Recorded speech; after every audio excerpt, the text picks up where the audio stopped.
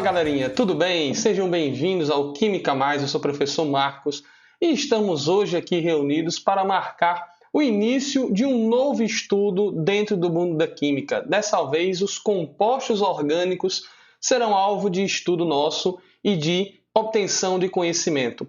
Esse ramo da química, que é um dos principais, cerca a nossa vida cotidiana de uma maneira muito maciça e muito marcante. A partir desse mundo, os químicos, os cientistas poderão desenvolver novos métodos, novas substâncias, novos fármacos que tanto ajudam a nós seres humanos no nosso cotidiano.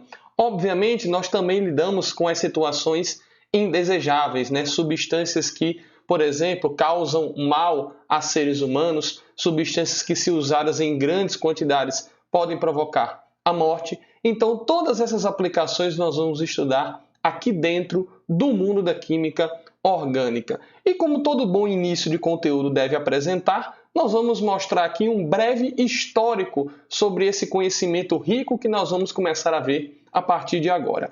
Então, a química orgânica, meus amigos, ela nasce, vamos dizer assim, em meados do século XVIII, onde os químicos, os cientistas, intrigavam-se em classificar as substâncias químicas de acordo com suas propriedades. Chegava-se, então, a uma separação de substâncias químicas que observava sobre o ponto de classificação aquelas que eram obtidas a partir de seres vivos e aquelas que eram obtidas a partir de minerais. Nascia aí a dicotomia, nascia aí vamos dizer assim, a comparação entre o mundo orgânico e o mundo inorgânico. Então, o mundo inorgânico, o mundo das substâncias inorgânicas, ficou classificado como o mundo das substâncias que eram derivadas de minerais, como, por exemplo, sal de cozinha, bicarbonato e por aí vai.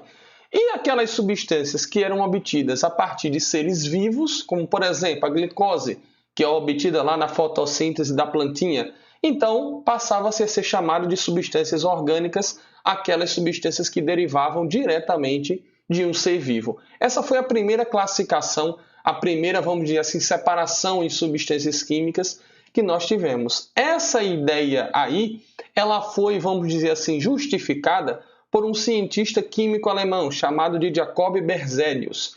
Esse cientista propôs uma ideia para essas classificações. A ideia que ele propôs era de que os seres vivos apresentavam algum poder, alguma força que fazia com que eles produzissem substâncias químicas de caráter exclusivo. Essa característica o Berzelius chamou de força vital, ou ficou conhecido como teoria do vitalismo.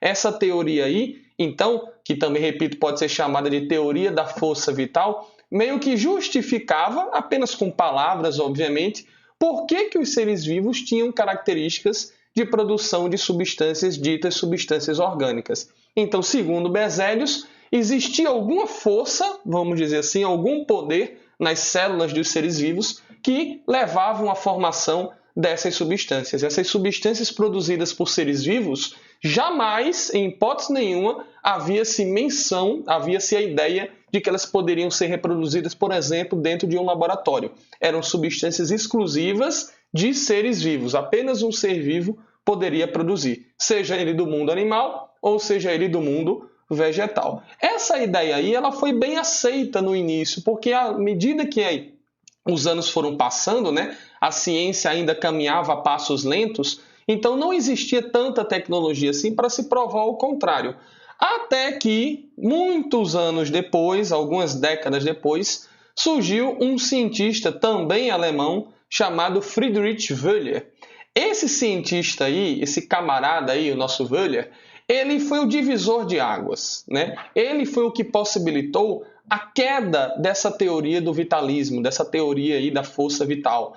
O Wöhler, ele fez um experimento em laboratório em que ele conseguiu sintetizar ureia, ou seja, conseguiu produzir ureia a partir de um material inorgânico. Então, olha a ideia, galera. Ele conseguiu produzir uma substância que até então pensava-se que apenas os seres vivos eram capazes de produzir, como no caso a ureia, que está presente na urina animal, por exemplo. Então, vamos dizer assim, essa síntese da ureia, em laboratório, ela marca um divisor de águas. A partir daí, a partir dessa noção, tem-se então a certeza de que as substâncias químicas orgânicas, que até então pensava-se que apenas seres humanos, apenas seres vivos, poderiam produzir, elas poderiam também ser replicadas em laboratório. E a partir daí, outras substâncias orgânicas conseguiram seguir o mesmo caminho, e essas substâncias orgânicas que já eram conhecidas na época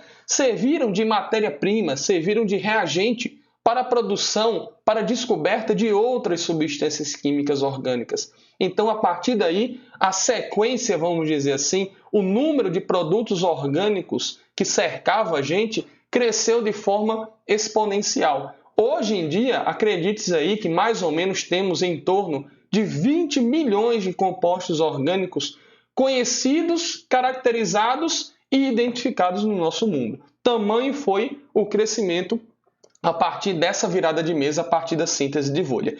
Mas como foi esse experimento aí? Esse experimento foi relativamente simples e caiu meio que sem querer na mão do Voller, porque ele de maneira nenhuma queria produzir ureia. O que o Voller estudava era apenas o isolamento de alguns materiais orgânicos e inorgânicos, e o seu experimento, que levou à síntese da ureia, na verdade tinha um outro objetivo. Tinha um objetivo de produzir substâncias inorgânicas a partir de outras inorgânicas. Então, o que é que ele fez?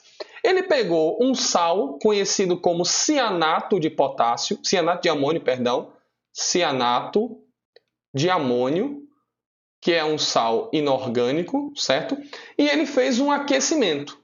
E a partir desse aquecimento, desse salzinho aí, desse cianato de amônio, ele conseguiu verificar que a substância produzida por esse aquecimento eram iguais em caráter visual àquelas que ele havia isolado anteriormente, quando estava estudando substâncias presentes na urina, que era justamente a ureia. Então ele conseguiu perceber que a substância produzida a partir do aquecimento do cianato de amônio era a mesma substância que estava presente na urina, no caso a ureia. Então a equação química que representa esse processo é essa daqui, ó. Você tem o cianato de amônio, que é uma substância de caráter inorgânico, beleza? Quando a gente submete ela a um aquecimento, o que é que acontece? Ocorre a produção de ureia. Essa ureia aqui, ela é um composto orgânico. Até então, repito, acreditava-se que apenas os seres vivos eram capazes de produzir tais substâncias. O Voller foi o primeiro cara a propor, vamos dizer assim, uma virada de mesa. Então estava, vamos dizer assim,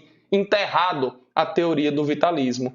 Em laboratório, sinteticamente falando, também era possível replicar substâncias orgânicas, ok? Então esse foi o grande salto que nós tivemos no mundo científico no finalzinho, no iniciozinho, na verdade, do século XIX, belezinha? Final do século XVIII foi onde houve a primeira classificação ali entre substâncias orgânicas e inorgânicas.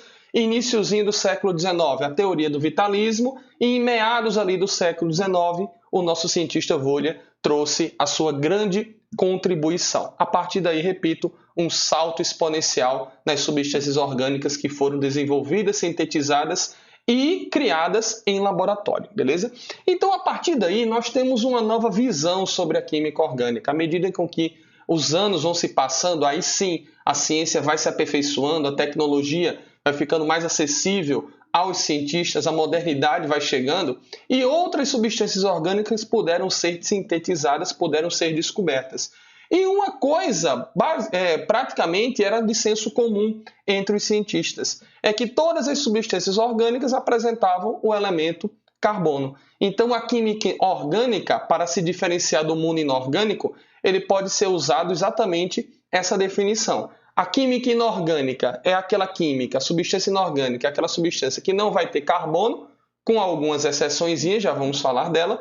E a química orgânica, que agora a gente não vai usar mais aquela definição de que era aquela substância que era derivada de um ser vivo, porque também ela pode ser replicada em laboratório.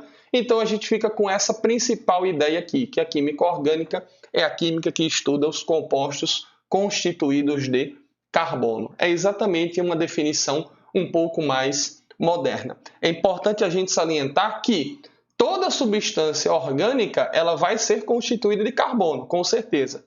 Mas nem todo composto que tem carbono é considerado um composto orgânico, porque existem alguns compostos de carbono que são comprovadamente de origem mineral. Como eu vou colocar aqui alguns exemplozinhos. Por exemplo, vamos trabalhar aqui com algumas exceções.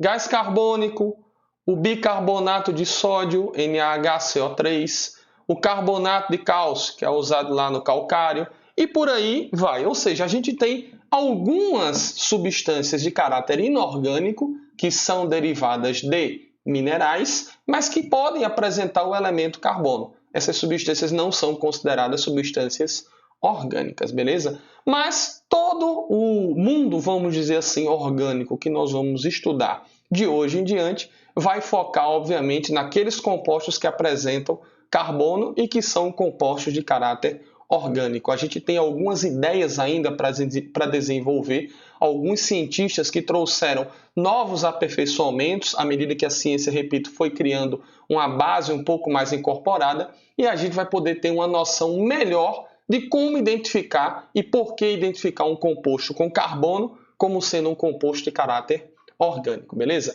Já que a química orgânica é a química que está centrada nos compostos que apresentam carbono, considerando algumas exceções aqui que eu já comentei, vamos falar desse carbono aqui um pouquinho? Esse carbono aqui, o carbono, galera, quando a gente observa o carbono lá na tabela periódica, a gente observa ele com essa cara aqui, ó.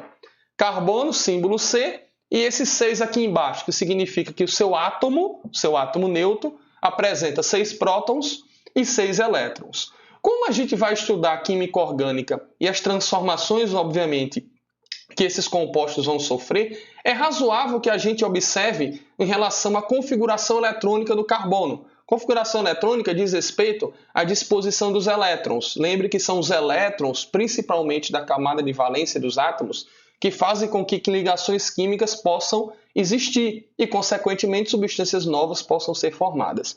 Quando a gente observa a configuração do carbono, a gente encontra essa configuração aqui, ó, 1s2, 2s2, 2p2. 6 elétronzinhos. Observe que na camada de valência eu vou ter 4 elétrons. 4 elétrons na camada de valência do nosso carbono. Como a gente sabe lá das ligações químicas, um elemento ele vai ficar estável quando ele tiver quantos elétrons na última camada, hein, galera? 8 elétrons na camada de valência. Claro que tem algumas exceções, na verdade temos mais exceções do que propriamente elementos seguindo a regra, mas o carbono não é uma delas. O carbono ele vai ficar estável quando ele adquirir 8 elétrons na camada de valência. Como o carbono é um ametal, ele não tem característica de fazer ligação iônica. Ele fará ligações exclusivamente covalentes, compartilhando elétrons. Então, se ele tem 4 elétrons na última camada e ficará estável se alcançar 8, então significa dizer que ele precisa de mais 4. E como é que ele conseguirá mais 4 elétrons? Realizando 4 ligações químicas. Então, a primeira ideia que vai cercar a gente aqui na química orgânica é a quantidade de ligações químicas que o nosso carbono vai apresentar em qualquer composto, seja ele orgânico ou inorgânico. Essa quantidade é de 4 ligações. Então, o nosso carboninho, ó, ele realiza sempre 4 ligações químicas. Essa é a primeira ideia, vamos dizer assim, didática química, que vai cercar a gente aqui no início do estudo da química orgânica. Então, pessoal, essa foi a nossa aula inaugural sobre química orgânica, mostrando um breve histórico e algumas características importantes sobre o átomo de carbono. Espero que vocês tenham gostado. Lembre de se inscrever no nosso canal, curta a nossa página no Instagram. Um forte abraço a todos e até a nossa próxima aula. Tchau, tchau!